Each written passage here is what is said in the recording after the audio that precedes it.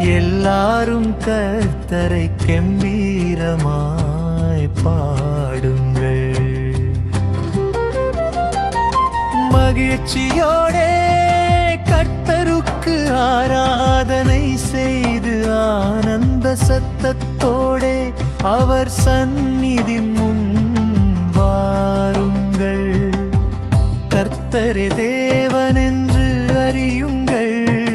நாமல்ல, அவரே நம்மை உண்டாக்கினார். நாம் அவர் ஜனங்களும் அவர் மேய்ச்சலின் நாடுகளுமாயிருக்கிறோம். பூமியின் குடிகளே,